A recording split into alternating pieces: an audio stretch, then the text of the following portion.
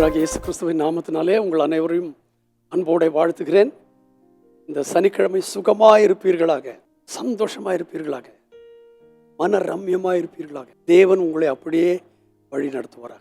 நான் உன்னை விட்டு விலகுவதும் இல்லை, உன்னை கைவிடுவதும் இல்லை என்று அவர் சொல்லியிருக்கிறார் அல்லவா? இஸ்ரவேல் ஜனங்கள் எகிப்தை விட்டு புறப்பட்ட பிற்பாடு வனாந்தரத்தின் வழியாக நடந்து வரும்போது 3ஆம் மாதத்துல வேதம் சொல்லியிருக்கிறது, 3ஆம் மாதம் முதல் நாளிலே சீனாய் வனாந்தரத்திலே வந்து சேர்ந்தார்கள். அங்கே வந்து சேர்ந்த பொழுது அங்கே சீனாய் மலைக்கு எதிராய் பாளையம் இறங்கினார்கள். அங்கே பாளையம் இறங்கின போது மோசே தேவனிடத்தில் ஏறி போனானாம். அவன் தேவனிடத்தில் ஏறி போன பொழுது கர்த்தர் மலையிலிருந்து அவனை கூப்பிட்டு, நீ யாக்கோபு வம்சத்தாருக்கு சொல்லவும் இஸ்ரவேல் புத்திரருக்கு அறிவிக்கவும் வேண்டியது என்னவென்று கேட்டால், நீ மலையிலிருந்து இறங்கி போய் என்னுடைய ஜனங்களாகிய இஸ்ரவேல் ஜனத்திற்கு, யாக்கோபின் வம்சத்திற்கு சொல்ல வேண்டிய ஒரு காரியம் உண்டு. என்னவென்று கேட்டால், நான் எகிப்திற்கு செய்ததையும் உங்களை கழுகுகளுடைய சட்டைகளின் மேல் சுமந்து உங்களை என்னண்டிலே சேர்த்து கொண்டதையும் நீங்கள் கண்டிருக்கிறீர்கள். இந்த 3 மாசமா எகிப்தை விட்டு புறப்பட்டதிலிருந்து, சிவந்த சமுத்திரத்தை கடந்ததிலிருந்து நீங்கள் நடந்து வந்த வழிகளை பார்த்தீர்களானால்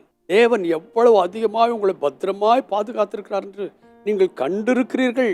அதை சொல்லி அடுத்து சொன்னாரு, இப்பொழுது நீங்கள் என் வாக்கை உள்ளபடி கேட்டு, கர்த்தர் பேச போகிறார், என் வாக்கை உள்ளபடி கேட்டு என் உடன்படிக்கையை கை கொள்ளுவீர்களானால் சகல ஜானங்களிலும் நீங்களே எனக்கு சொந்த சம்பத்தாயிருப்பீர்கள். பூமி எல்லாம் என்னுடைய.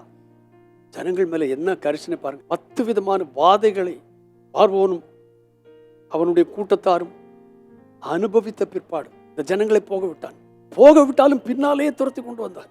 ஆனால் அவர்களுக்கும் இவர்களுக்கும் நடுவில் கர்த்தர் ஒரு மேக ஸ்தம்பத்தை, பகலில் அக்னி ஸ்தம்பத்தை அனுப்பி 2 பேரும் ஒன்னா சேராதபடி பார்த்து கொண்டார். சிவந்த சமுத்திரத்தில் அவர்களுக்கு ஒரு வழியை உண்டாக்கி கொடுத்தார். தரையை கடக்கிறது போல சிவந்த சமுத்திரத்தில் நடந்தார்கள். ஆனால் அதே சிவந்த சமுத்திரத்தில் பின்னாலே அவர்களை துரத்தி வந்த அத்தனை சேனை வீரர்களையும், குதிரைகளையும், ரதங்களையும், வீரர்களையும் அந்த தண்ணீரிலே மூழ்கடித்தார். இப்படித்தான் அவர்களை வழி நடத்தி வந்தார். அவளுக்கு தேவையான ஆகாரத்தை, மன்னாவை கொடுத்தார். வேண்டிய போது காடை பட்சியை கொடுத்தார். அவளை அருமையாய் நடத்தி வந்தார். இப்பொழுது சொல்லுகிறார், இனியும் நீங்கள் என் வாக்கை உள்ளபடி கேட்டு என் உடன்படிக்கையை கை கொள்வீர்களானால், என் வார்த்தையை கேட்கணும், என் உடன்படிக்கையை கை கொள்ளணும். இதை நீங்கள் செய்வீர்களானால் சகல ஜனங்களிலும், அல்லேலூயா, நீங்கள் கண்களால் காண்கிற சகல ஜனங்களிலும் நீங்களே எனக்கு சொந்த சம்பத்தாயிருப்பீர்கள். பூமியெல்லாம் என்னுடையது. இந்த காலை வேளையில நீங்களும் நானும் இந்த உலகம் முழுவதிலும் உள்ள சகல ஜனங்களிலும் ராஜாதி ராஜாவாம், கர்த்தாதி கர்த்தராம், சர்வ வல்லமுள்ள தேவனாம் அவருக்கு சொந்த சம்பத்தாயிருக்க. சம்பத்துனா சொத்து. நாம் அவருடைய சொத்தாயிருக்க.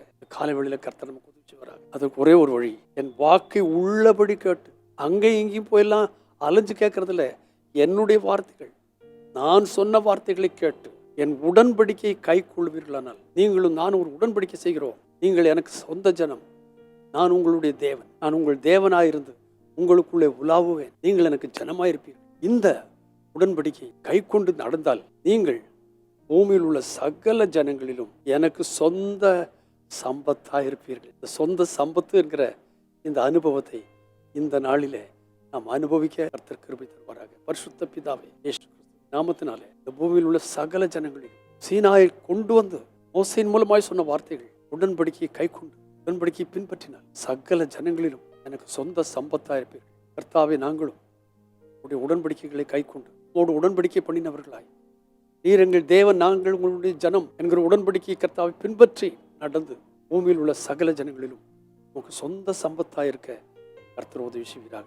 அப்படி செய்தபடியால் உங்களுக்கு நன்றியோடு ஸ்தோத்திரம். ஆமென். பூமியில் உள்ள சகல ஜனங்களிலும் கர்த்தருக்கு சொந்த சம்பத்தாயிருக்க கர்த்தர் உங்களுக்கும் எனக்கும் இந்த நாளிலே கிருபை தருவாராக. God bless you abundantly again and again and again and again.